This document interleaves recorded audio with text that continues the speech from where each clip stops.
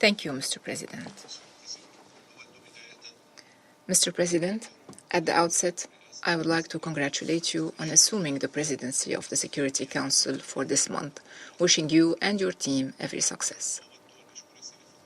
I also wish to thank your predecessor, the Permanent Representative of Denmark, and her team for their effective management of the Council's work during the past month. I extend my thanks for your prompt response to the request to convene this emergency session. Gratitude is also due to the distinguished delegations of brotherly Algeria and Somalia and the member states of the Arab Group in New York for their support of the Syrian Arab Republic request to hold this meeting. I also thank Mr. Jean-Pierre Lacroix, the Under-Secretary General for Peacekeeping Operations, and Mr. Khiari, the Assistant Secretary General, for their briefings. I also welcome Ms. Liwa Anita Asma, head of UNDOF, with us in this session today, and I thank her and her team for their efforts to uphold UNDOF's mandate. Mr. President, a majority of UN member states, including within this Council, have emphasized over the past 4 months the need to support Syria and the Syrian people during this sensitive phase of their present and future.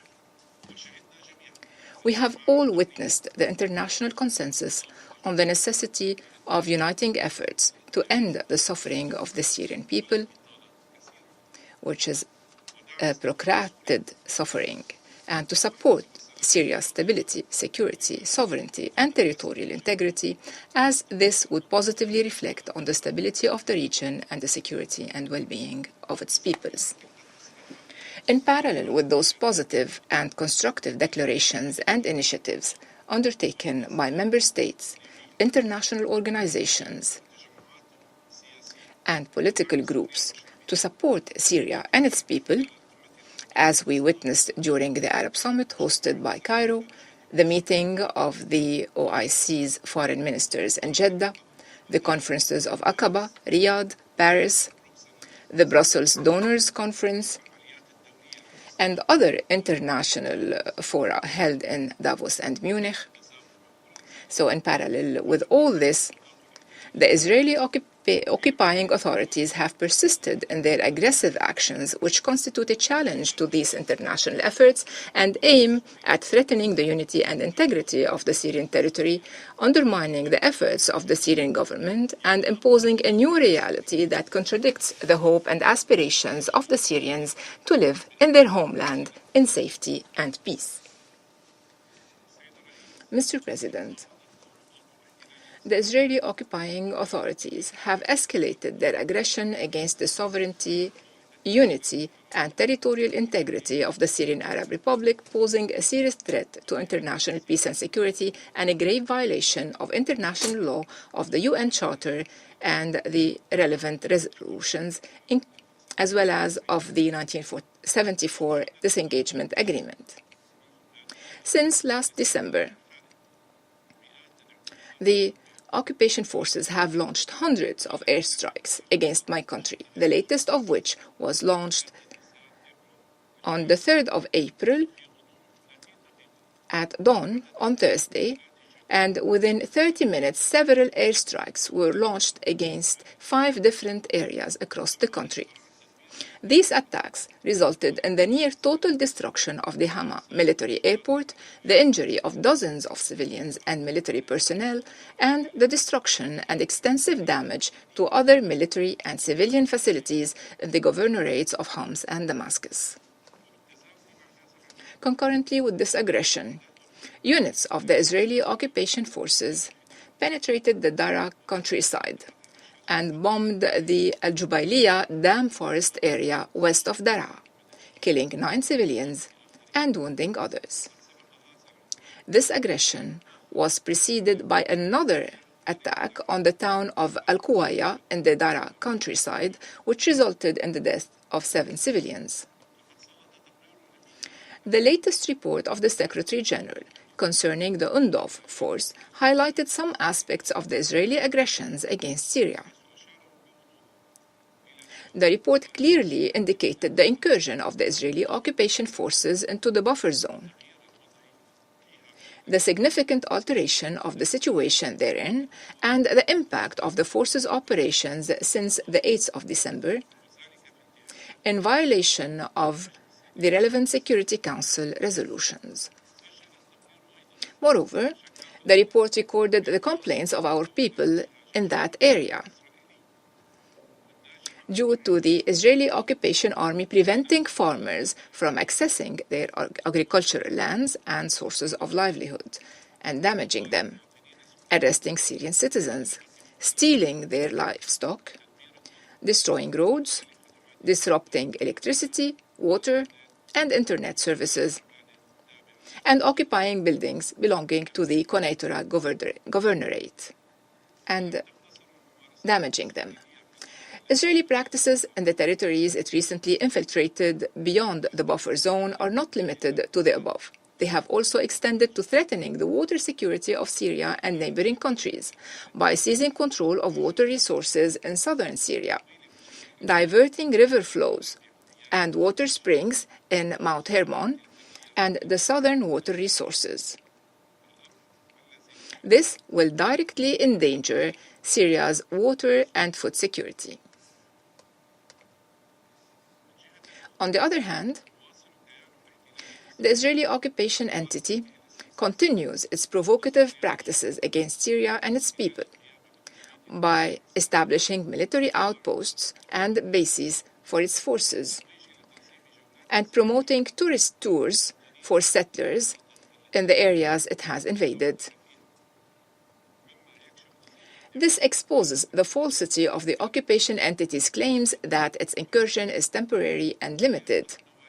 It clearly reveals its aggressive and expansionist intentions and its contempt for the UN Charter, the foundation of international law, and relevant Security Council and General Assembly resolutions.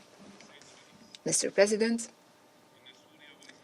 Syria, while reaffirming the content of its 4 most recent related letters, most recently the complaint submitted to Your Excellency, the President of the Security Council, and His Excellency, the Secretary General, on the 7th of this month, which will be issued as document S/2025/216, renews its strongest condemnation of the blatant Israeli attacks and of the provocative statements by Israeli officials, calling for what they termed the disarmament of the Syrian state in the southern provinces, and for promoting false claims about protecting certain components of the Syrian national society, pretending to protect them.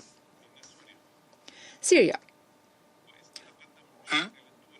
while expressing its gratitude to the states that have stood by its side and clearly condemned the Israeli attacks and called for their cessation, calls on the Security Council to condemn these aggressions and to take an immediate and decisive action to compel Israel to cease its ongoing aggression against Syrian territory, to withdraw immediately and unconditionally from all Syrian lands, to fully comply with the 1974 disengagement agreement, to respect the mandates of UNDOF and UNSO, and to implement the relevant Security Council resolutions, particularly resolutions 242, 338, and 497, to end the Israeli occupation of the occupied Syrian Golan and the grave threat it poses to Syria's unity, sovereignty, and security. While reaffirming its inalienable right to extend its sovereignty over all its territories, Syria rejects any Israeli attempts to interfere in its internal affairs, destabilize its security and stability, or impose a new occupation reality. Syria affirms its commitment to the UN Charter, the provisions of international law, and international legitimacy resolutions as the basis for achieving stability and peace in the region. I cannot fail to commend the efforts of the peacekeepers among UNSO and UNDOF personnel and their leadership in New York and on the field, and to commend their determination and commitment to demonstrate their willingness to fulfill their mandate despite the significant challenges they face. As a result of the practices of the occupation forces, including restrictions imposed on their freedom of movement. Syria reaffirms its willingness to spread its forces along the separation lines and to commit to the disengagement agreement. In conclusion, Mr. President, with every day that the Security Council delays upholding its responsibilities in maintaining international peace and security and ending the ongoing Israeli aggression against my country, the potential for instability increases, and the threat posed by this aggression to the region and to my country, Syria, and all the peoples of the region grows. Attempts to impose solutions by force and to give precedence to the law of force over the force of law are doomed to failure, not to mention that they do not serve regional stability and they contradict the strenuous efforts being made to consolidate the values and culture of peace in the region and advance it towards prosperity and development. Thank you, President.